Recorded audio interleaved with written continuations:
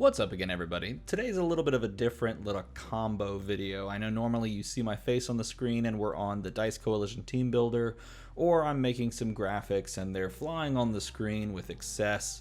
But this time we got to get a little bit more intimate, a little bit more low tech. We got to just do things straight up because we're talking about some cards that aren't on the Dice Coalition Team Builder, and these are cards from the brand new upcoming Infinity Gauntlet set that we're going to be building around. In fact, we're going to be featuring them on a stream tonight. So if you want to see these played, come by the stream on YouTube or on Twitch, and we're going to play these tonight. So before we get to that, though, I do want to point out and highlight a few things. Thing number one, thank you guys so much for jumping on the bandwagon along with me on that Twitch side of things.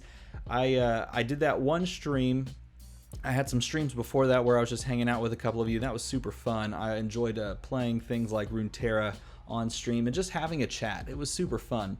And then we streamed a couple of Dice Masters box openings over on Twitch and on YouTube, and then we streamed the Infinity Gauntlet opening over on Twitch and YouTube as well. And after that, we gained like 13 followers, and we were 2 away from hitting the 50 follower milestone. And then like the day I noticed that we were that close, I mentioned it to I think on Facebook or something like that, and people jumped on it like immediately. In like 13 minutes it was met. So you guys are amazing. That is shocking to me. I didn't expect to hit that quickly. I kind of hoped that we would, but the fact that it happened as quickly as it did means you guys are the best. Secondly, I want to call out and congratulate these people for winning some cards. Look, I said in the box openings that we did for the Uncanny X-Men sets that I would give away a couple of cards. I said I would give away the super rare Scarlet Witch here to someone in chat that was just hanging out and chatting, because I figured it would be a great way to thank you guys for staying with me, right? And then I also said in the second box opening that I would give away the entire rare set. Don't let my son see that Spider-Man made its way into the rare set here. Shh, don't tell him. He loves Spider-Man. No, I told someone I would give them away. No, I would give them this whole set. I think it was 16 rares or something like that. So I'm gonna mail these to some people, and I wanted to tell you who those people are. So the super rare is, I know there's, I should add a drum roll in post right here. I'm gonna add a drum roll. The super rare is going to Michael Cachillo. Okay, Michael Cachillo was hanging out in the first stream a ton, and his name popped up. And so he's going to be the winner for the very first box opening for this Scarlet Witch super rare. So if you want to reach out to me, Michael, and give me your mailing address, I'll send that out to you as soon as I can. And the winner for the rare set over here from the second box opening video, drum roll please, is, believe it or not, Super Walrus 89. I was kind of excited when your name popped up on the little spinner. So Super Walrus 89, you are the winner of this rare set. If you would send me your info, I'd love to get that sent out to you. Okay, on to the Infinity Gauntlet cards we're going to be playing on stream. So if you were not aware, or if you missed the stream, or if you you didn't see any of the highlights or anything like that, spoiler alert, but we pulled this card. Love it. All right, and the final card is Wow. So Thor super rare, the Jormungandr's Fear, that is not how you pronounce that, but it's how I pronounced it, is a 6-cost bolt character. He says, while Thor is active, when you feel the character die, deal 2 damage to target character die or to a player. And then on the global side of things, he says, pay a bolt once per turn. The next action die you purchase this turn costs 2 less. Okay, so basically it's the old school Thor Global, and I say old school because it's still technically modern. It's the Thor Global, and he's on Thor, so it makes a ton of sense. He's got a nice stat line of a 153, 164, 276. The fact that you don't have to pay 3 for him on top is amazing. Not only is this card really solid in general, it's also just beautiful. Look at that. Look at that shininess. Look at that card. So I was super hyped to pull this. If you didn't see the clip, I'll show it to you now.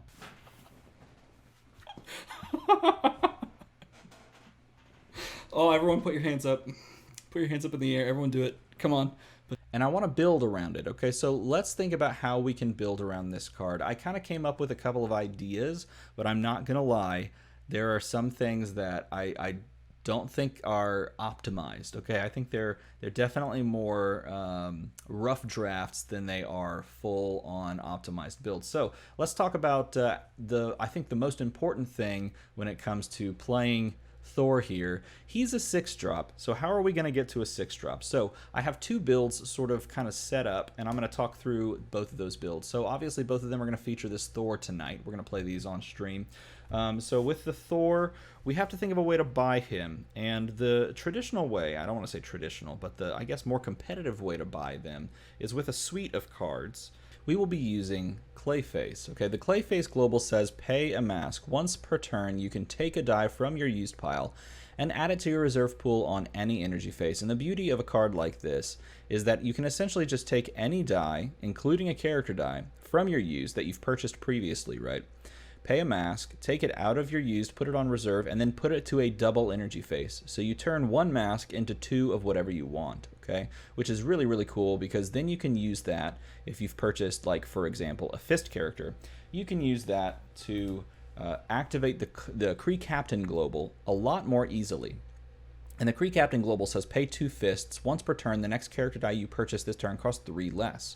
So essentially what we're going to be wanting to do is purchase a low-cost fist character, pay a mask on the Clayface Global to bring it in on double fist, and then pay those double fists here to use the Kree Captain Global so that we can reduce the next thing we purchase by 3. And hopefully that next thing we purchase is a Thor. So that's the goal of that little combo of this. Technically, it's in this case a 2-card combo. But you do need a fist character. So let's talk about the fist character that we're going to use. We are going to use the rare Wong. And I know what you're thinking. You look at this card and you go, wow, you're really stupid. That's not the rare Wong. You're right. I actually did not pull the rare Wong from that box over there from the display. So we're going to use this as a stand-in. It's a 2-cost character. It's got the Mystics affiliation. It's got good stats for a 2-drop. And most importantly, it's a fist character so that we can use the effect.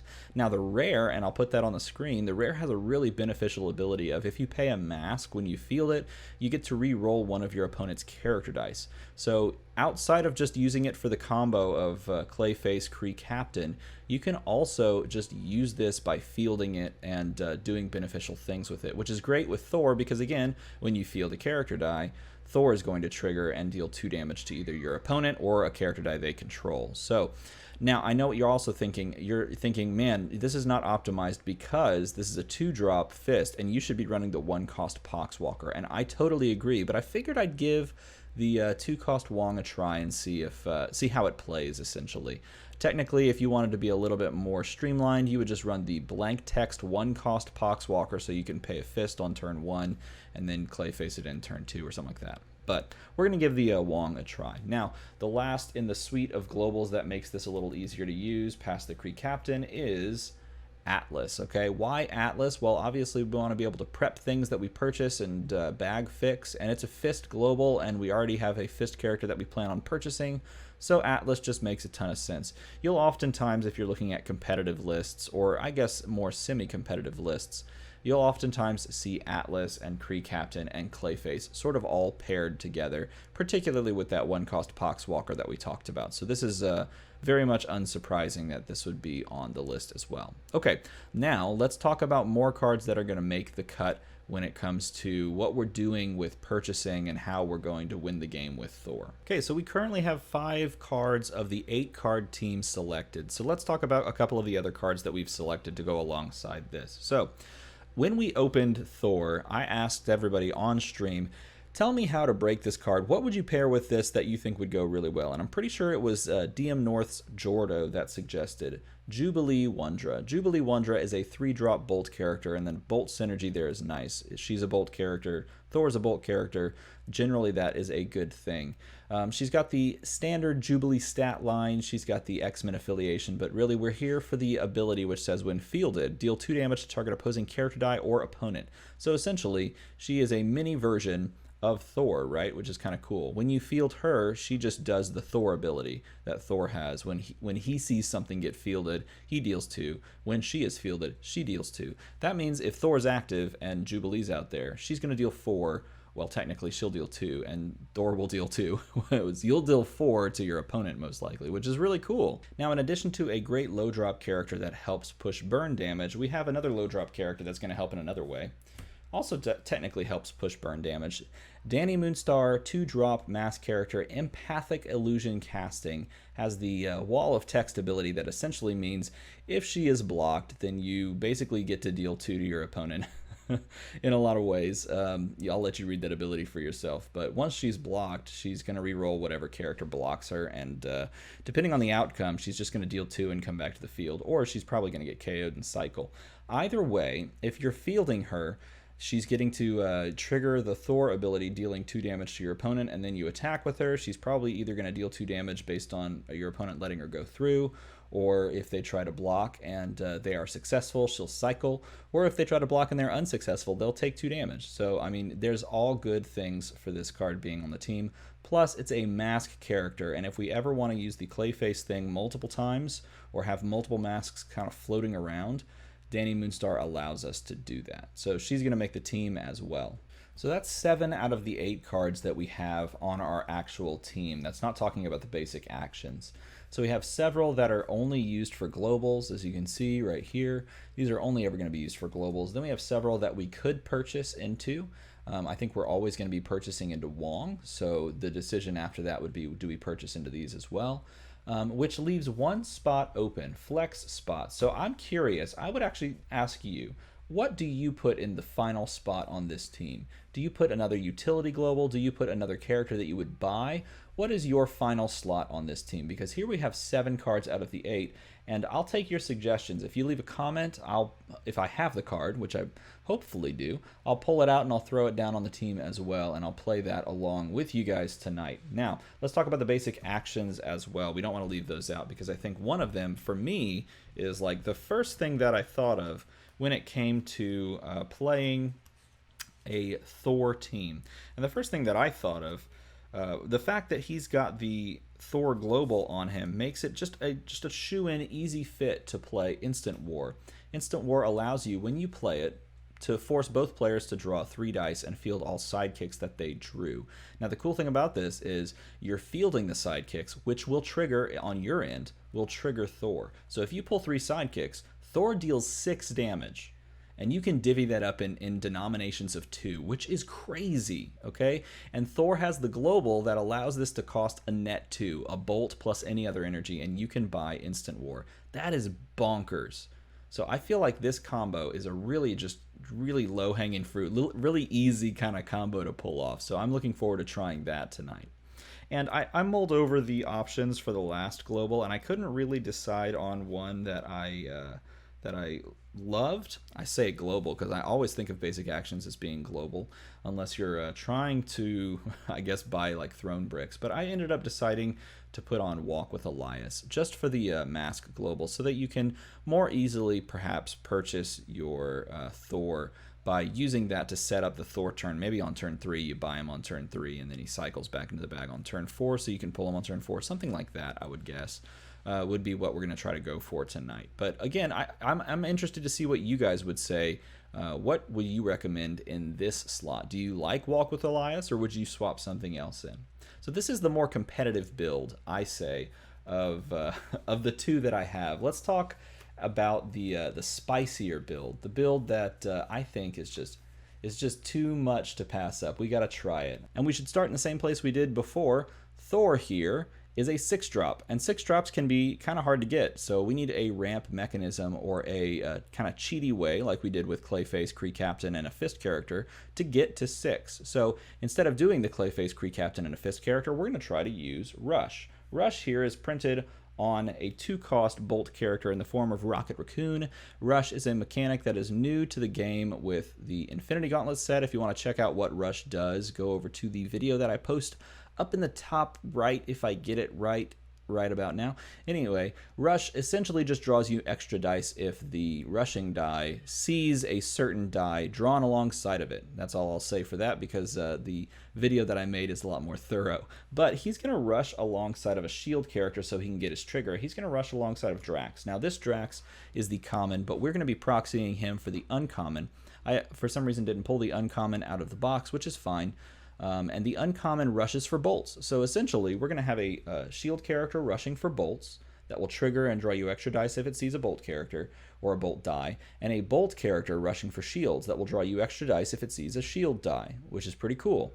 What goes great with 2-drop characters and wanting to buy a lot of them? Well, none other than Yawning Portal Comfortable In. It is a bolt die, so technically if you draw this alongside of Drax, Drax will trigger, which is really, really cool. Plus, if you field like a sidekick or a Drax or, you know, a Rocket Raccoon, then all of a sudden all of your stuff is 1 cheaper. So this is technically a way that we could get a 6-drop Thor. If we fielded a bunch of stuff on the same turn, then we can reduce Thor down a little bit by little bit until he's probably more manageable. Now, the other nice thing about Yawning Portal here is that whatever you buy is going to the bag so that you can get to it easier. And the final nice thing is that Drax is expensive to field. Let's just put it that way. He costs 122, and he's got good stats for a 2-drop. 4/6 on top is insane, but that is expensive to field. So if you can play Yawning Portal alongside of a Drax, then all of a sudden he's free to field, and you can kind of flood the board a little bit.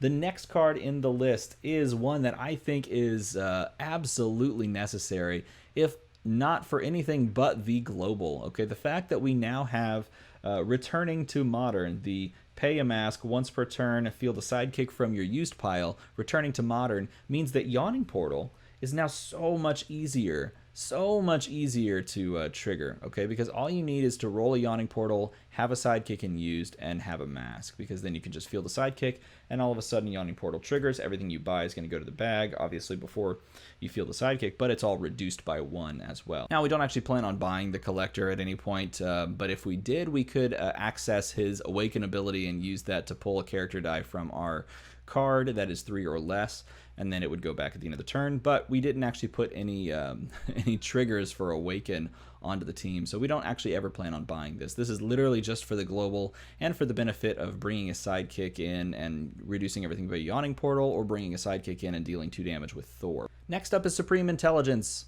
Supreme Intelligence is great if you want to prep one of your Yawning Portals. It's great if you want to prep a 2-drop for some reason, like if you wanted to pull a Drax over and put it over into the prep area so that you could roll it next turn. That's also really, really good. But really, we're going to be using this to move over our Yawning Portals and try to keep that cycling. This card was like a last-minute addition. I'm not sure if I actually like it here, but we're going to give it a whirl anyway. And Nihilore Global is perfect for cycling some of these 2-drop characters so that we can field them again next turn. It's great for cycling just about anything that we want to refield so that we can start dealing damage as well. Now, if you're counting along with me, that's 1, 2, 3, 4, 5, 6, 7. So we have room for 1 more slot.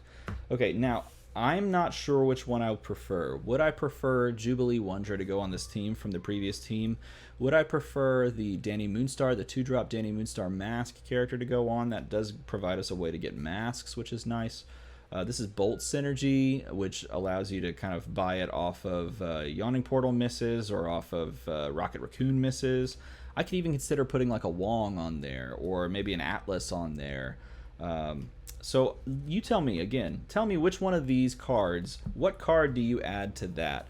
I'm going to keep, I will say this, I'm going to keep the same 2 basic actions for this version of the build. I'm going to keep Instant War, and I'm going to keep Walk with Elias on this build. And I'm going to see how it goes. Which of these 2 builds do you think the more traditional, like, Kree Captain build is going to be spicier, easier to use, going to be more successful?